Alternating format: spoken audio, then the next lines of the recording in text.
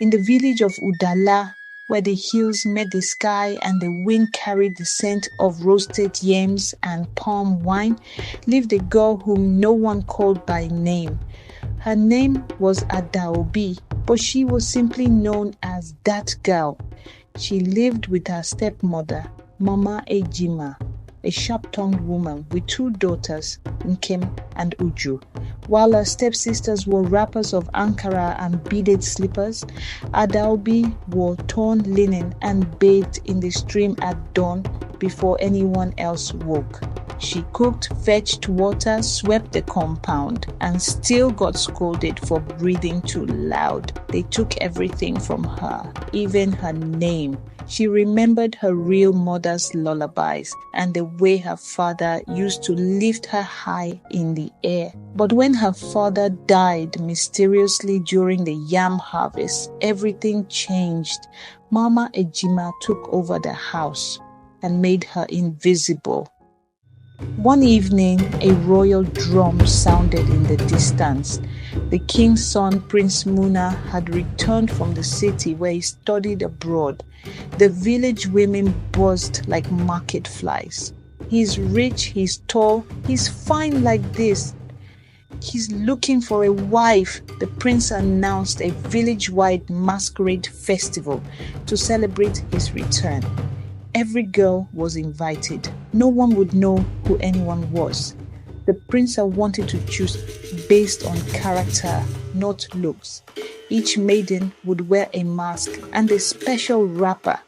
Whoever impressed him through kindness and courage would become his bride. It's like a game, he whispered to his advisor. I want to see who she is when no one's watching. Mama Ejima bleached her daughters' faces with shea oil. And honey, you must marry the prince. The crown is our way out. But Adaobi, she wasn't even allowed near the compound that week.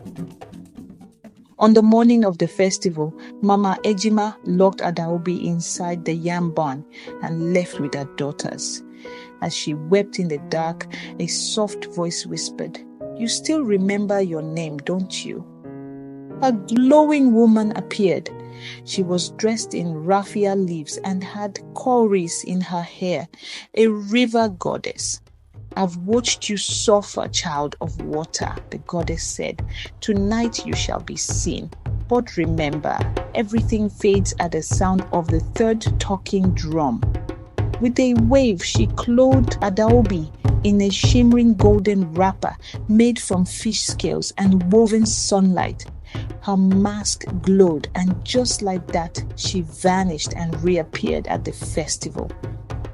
At the center of the village square, girls danced, laughed, and flaunted. But one maiden moved differently. She helped a boy who spilled palm oil. She carried an elder's calabash to the bench. She even offered cola to a grumpy talking parrot that had flown in from nowhere. Prince Muna watched her from afar, captivated. When it was time to dance, she moved like the river, graceful, mysterious. "Who is that?" he asked. But before he could approach, the third talking drum sounded. Boom! Boom! Boom! She vanished, leaving behind only a delicate mask and the scent of the sea. And the prince was restless. He went from compound to compound with a mask. "She is kind. She smells like the stream. Her eyes, I remember her eyes."